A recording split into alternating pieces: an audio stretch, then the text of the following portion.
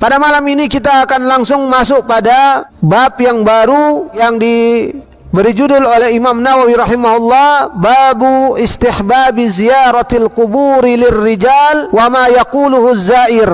Bab tentang anjuran menziarahi kuburan bagi laki-laki dan apa yang diucapkan oleh orang yang menziarahi kuburan tersebut. Ikhwan yang dirahmati Allah, tentu ini menjadi bab yang memiliki kaitan dengan bab sebelumnya, di mana menziarahi kuburan tentu adalah bagian dari mengingat kematian.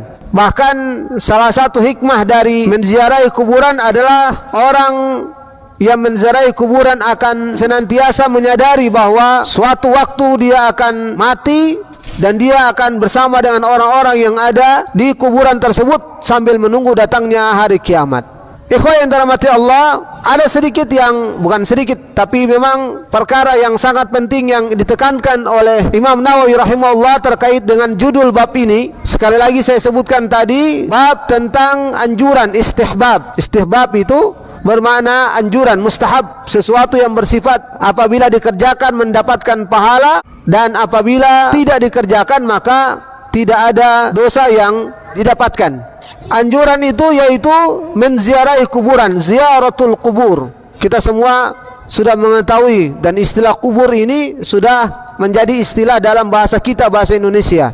Kemudian beliau menyebutkan lirrijal, untuk laki-laki. Ini menunjukkan bahwa anjuran menziarahi kuburan itu menurut pendapat beliau adalah dikhususkan kepada laki-laki dan tidak kepada wanita atau perempuan. Di sini memang kita akan dapati terkait dengan hukum wanita menziarahi kuburan. Para ulama memang berbeda pendapat dalam hal ini, antara hukum wanita menziarahi kuburan itu adalah makruh atau dimakruhkan, atau hukumnya adalah haram, di mana dalil yang menunjukkan tentang perbedaan pendapat ini beberapa di antaranya adalah sabda Rasulullah sallallahu alaihi wasallam, la'anallahu zawaratin nisa.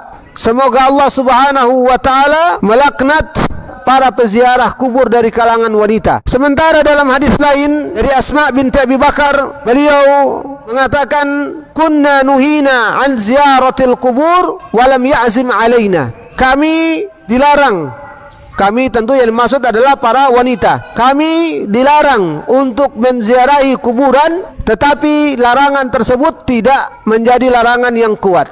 Dua dalil inilah yang kemudian dijadikan oleh para ulama sebagai pendapat-pendapat yang menegaskan atau yang menyebutkan perbedaan bahwa wanita yang menziarahi kuburan hukumnya makruh atau hukumnya haram. Profesor Dr. Khalid As-Sabat menyebutkan bahwa dari judul bab ini yang menyebutkan tentang anjuran menziarahi kuburan bagi laki-laki, ini menunjukkan bahwa terkait wanita yang menziarahi kuburan, maka ini bukanlah sesuatu yang dianjurkan dalam syariat agama kita, karena keumuman yang ditunjukkan oleh sabda Rasulullah sallallahu alaihi wasallam dalam hadis yang pertama nanti kita akan jelaskan, kuntu nahaitukum an ziyaratil qubur fazuruha.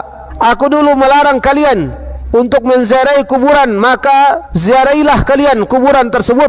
Kata beliau bahwa memang sigoh atau bentuk kalimat ini, perintah yang terkait dengan hal ini adalah untuk laki-laki. Jadi perintah yang dulunya Rasulullah SAW melarang menziarahi kuburan, dan kemudian Rasulullah SAW memerintahkan untuk menziarahi kuburan, maka ini dikhususkan bagi laki-laki.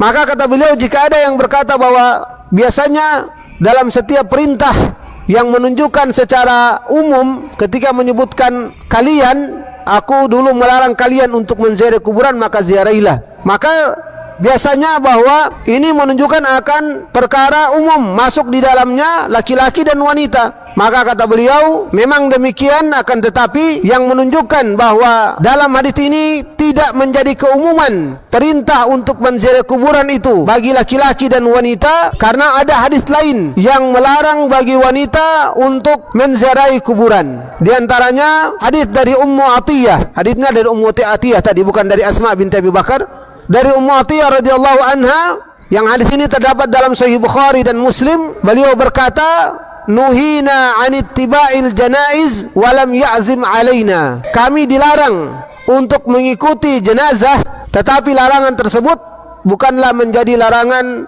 yang kuat. Maka kalimat larangan dalam hadis ini kami dilarang, yaitu tentu pada asalnya adalah berarti sesuatu yang hukumnya haram. Karena sesuatu yang dilarang berarti asalnya adalah tidak boleh untuk dilakukan.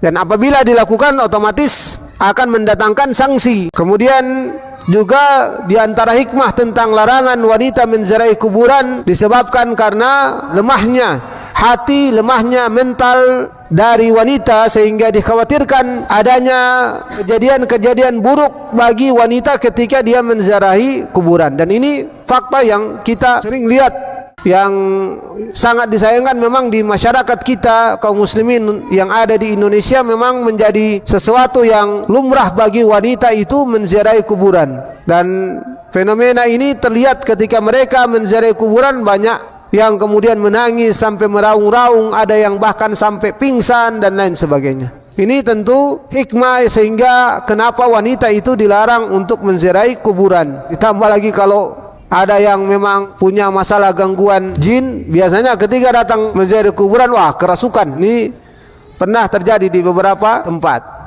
Dan itulah hikmah juga tadi telah disebutkan, di mana secara umum Rasulullah SAW menyebutkan tentang wanita itu adalah aurat, dan ketika dia keluar maka setan akan menghiasinya.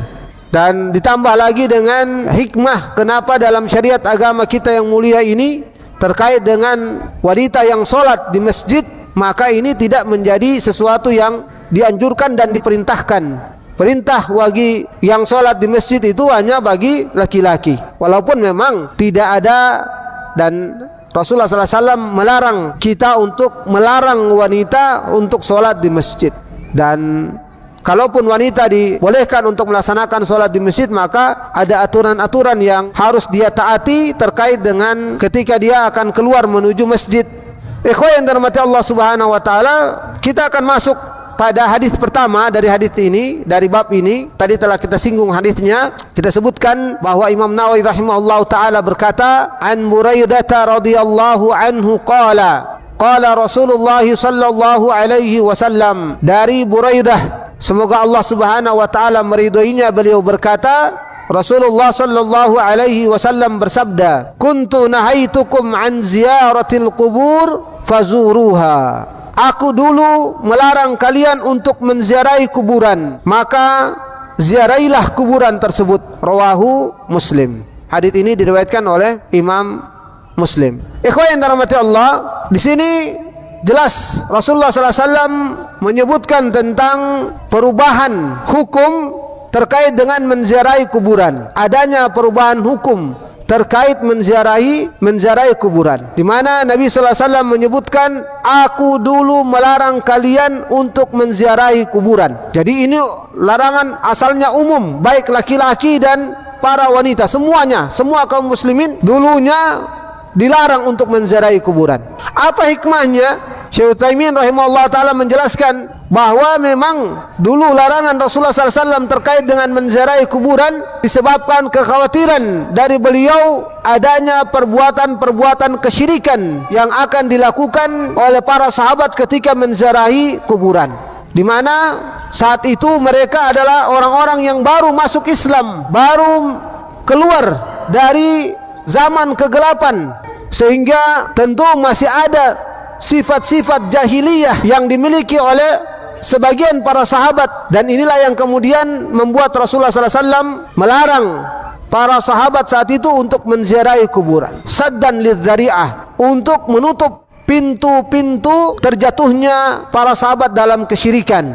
Karena perbuatan syirik adalah perbuatan yang amalan dosa yang paling berat, dan pelakunya adalah orang yang ketika dia tidak bertobat dari perbuatan buruk ini, kesyirikan ini, maka dia akan menjadi orang yang kekal di dalam neraka, waliyadzubillah. Kalau kata Syekh Utsaimin menjelaskan di sini, seandainya larangan itu terkait dengan perbuatan-perbuatan dosa yang ringan, maka tentu tidak ada larangan atau tidak terlalu seperti ini. Tetapi karena memang ini dosa yang paling besar. Sebagaimana Allah juga sebutkan dalam Al-Quran, inna syirka la zulmun azim. Sesungguhnya kesyirikan itu adalah kezaliman yang besar. Dalam hadis di sini beliau sebutkan ketika beliau bertanya kepada para sahabat, ketika beliau ditanya oleh para sahabat, ayyu dzambi a'zam, dosa apa yang paling besar? Maka Rasulullah SAW bersabda, antaja'ala lillahi niddan wa huwa khalaqak, yaitu engkau menjadikan bagi Allah sekutu sedangkan Allah lah yang menciptakanmu.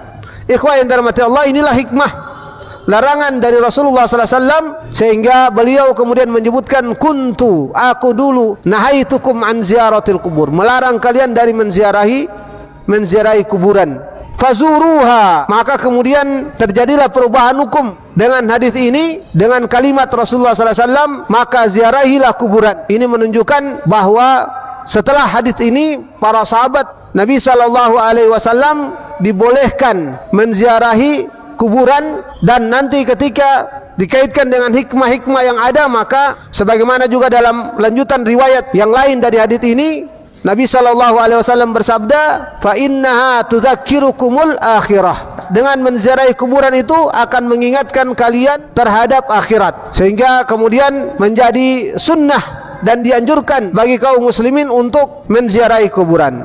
Disinilah yang ketika disebutkan oleh Profesor Dr. Khalid As-Sabat, bentuk perubahan hukum inilah yang dalam kaidah atau dalam permasalahan usul fikih yang disebut dengan nasikh dan mansukh. Adanya hukum yang mengubah dan ada hukum yang diubah. Jadi yang mansukh di sini adalah larangan Nabi SAW umumnya bagi seluruh kaum muslimin untuk menziarahi kuburan, kemudian dihapus. Ada nasikh dengan kalimat Rasulullah SAW di hadis ini dalam kalimat berikutnya, yaitu fazuruha, maka ziarahilah. Jadi hukum pengganti dari larangan menziarahi kuburan adalah perintah untuk menziarahi kuburan.